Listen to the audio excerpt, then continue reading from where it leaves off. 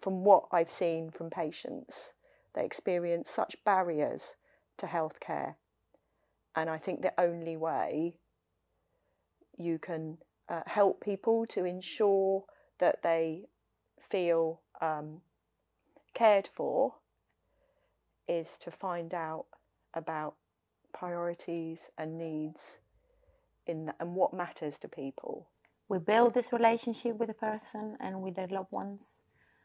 We talk about what's important to them, what they need, what they want, how they feel. You're going in to somebody's life where something absolutely traumatic has happened, and the ripples that go with that, to act as a single point of contact with people and see them through this recovery, both in the hospital setting and in the community. There is services out there, there is information, but it's hard for them to access. The mindset to just go out there and look for the information. They are, concerned about other things, worry about other things. I didn't realise how people find that really difficult. They're overwhelmed, they're stressed. Not only are we signposting to services that we think might help people, we're asking what is important to you in your life and finding out and then following up. Clinical staff said to us many times, we would love to do those things and have this conversation, but we don't have the time. And they could see how beneficial was for the patients. What was also so important as well is that we really held connections with partnerships and communities and other healthcare community services within the areas where people live.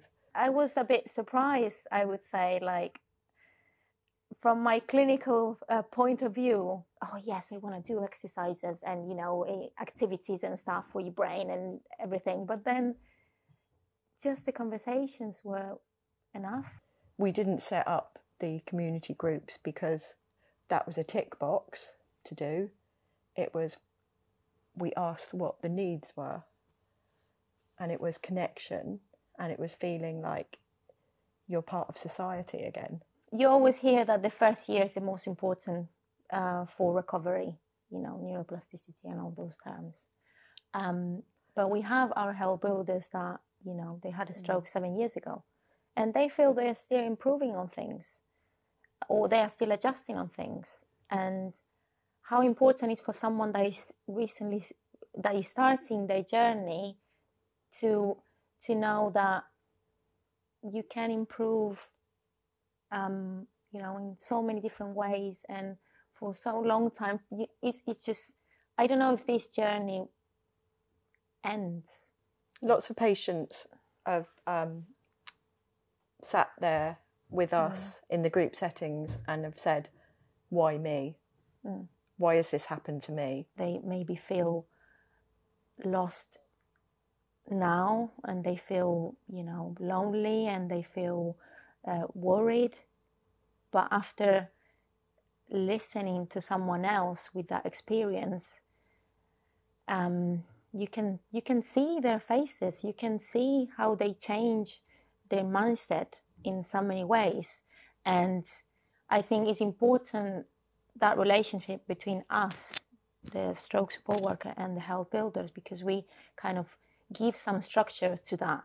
And we also hold the health builder, because they are also still in their journey of recovery. So in a way, we need each other to help the patient. For me, knowing what is a stroke and how it can impact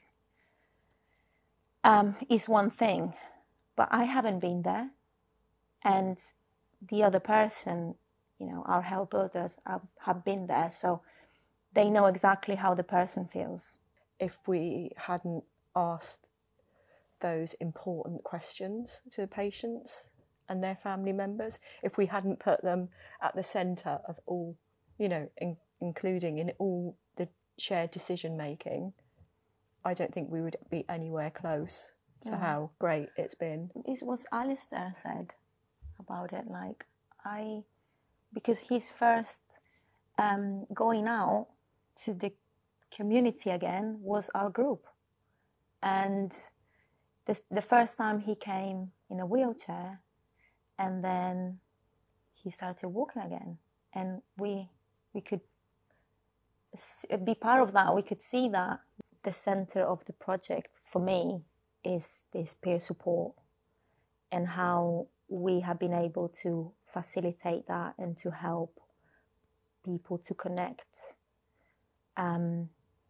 with other people that had the same experience. It was so amazing to be able to work in that way, because the support is completely different.